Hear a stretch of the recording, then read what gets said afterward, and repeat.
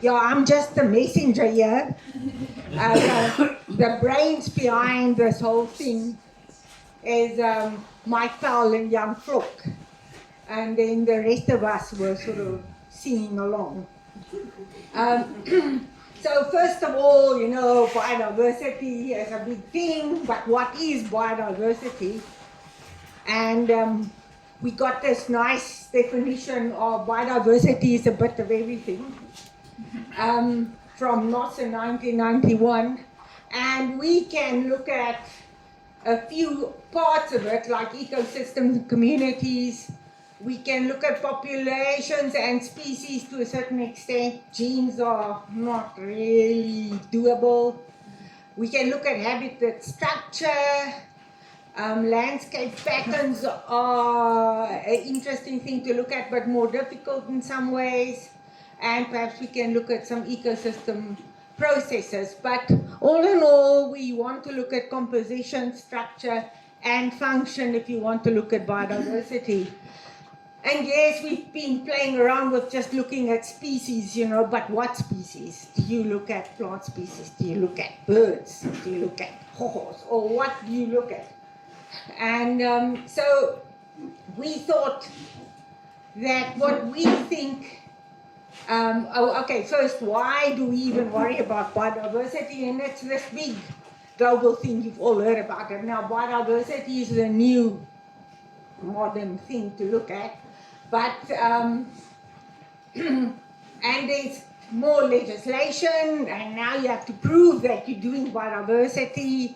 But I worked in sandparks for a while, and we tried to now, one of the main things is to protect biodiversity, but what's biodiversity? How do you look at it? What can you do about it? It's really a tricky one. And so we thought that, well, perhaps let's try and look at the thicket and see whether we can look at it, especially with Angora and wool farmers, and perhaps if we can show that they're looking after the biodiversity. But then, so what do we say is the biodiversity that we will look at? And we said, okay, we think that we're trying to look at a desired state rather than this sort of fuzzy cloud. And this desired state says that we want a vegetation that's near pristine and productive. So it's not so pristine that even an elephant can't get into the thicket. And we assume that if you're in this desired state, then you would be able to support the inherent biodiversity that you would expect in the area. But then we will also look at whether we evaluate the vegetation based on whether it is in this desired state or near pristine state, whether it's moving towards it, so it's moderately degraded, but there's indications that it's improving, or otherwise is it moving away or is it degrading further. And luckily we had some very bright guys to help us to look at it. So first of all, we mapped it. So this is what we were looking at. Yeah, there's the different veg types. Now, that's quite a challenge in Thicket. I'm trying to see the different veg types, and that's really tricky. We also, because it's quite interesting if you want to evaluate a farm, you have to know where it comes from. And a lot of the Thicket farms have been farmed forever, and they've been heavily utilized in a lot of places. So if you can see where this farm comes from, at least you can interpret what you're seeing there. So we look at maps of remote sensing over time, soil organic carbon, hydrology, and a bit of NDVI. Then once we sort of decide on an area, then we have to go and do a survey there and decide what vegetation types are there. That's where the experts come in. And then we do a detailed investigation now to see whether we get these different types of species. We also look at aliens.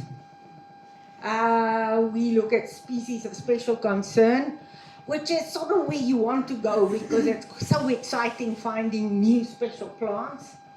And then I think it's useless doing these things if you can't tell a farmer how to manage from here on.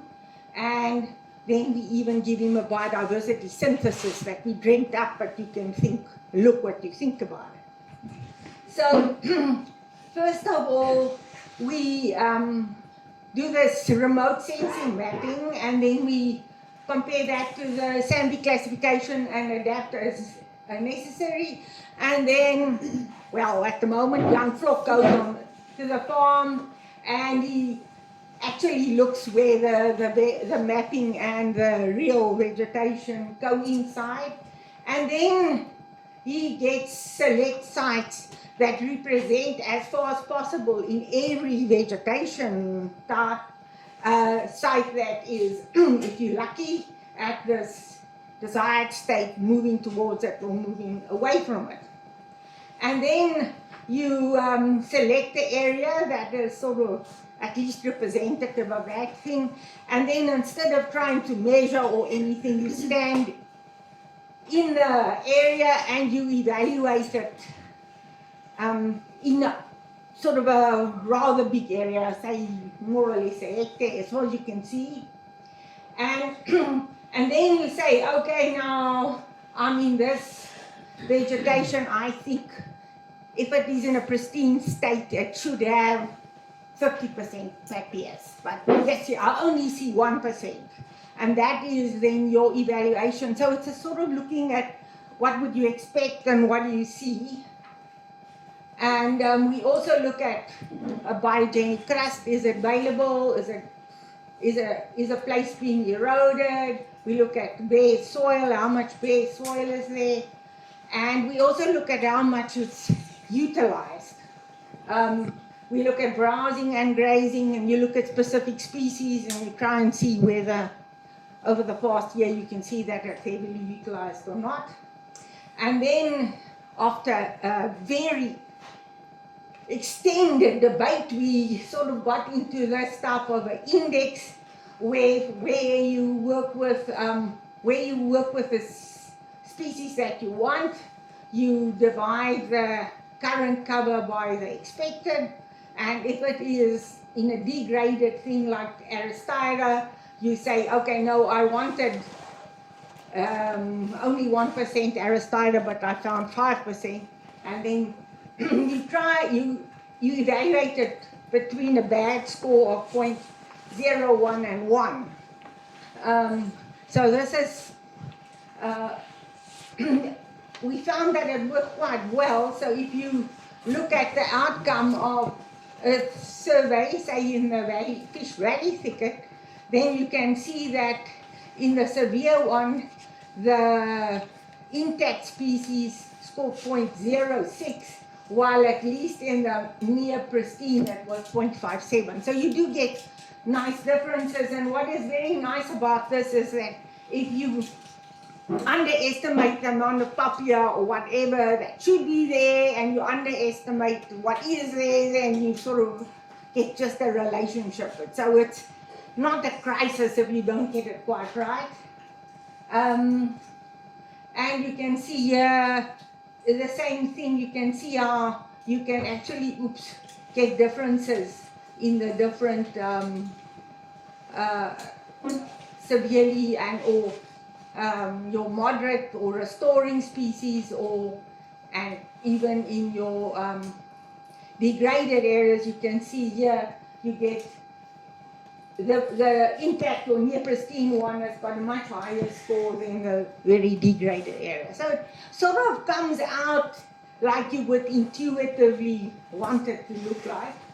And then the same here, you can look at the soil biogenic crusts and erosion. You can look at species grazed, is it heavily utilized or not, and you can look at and browsing as well.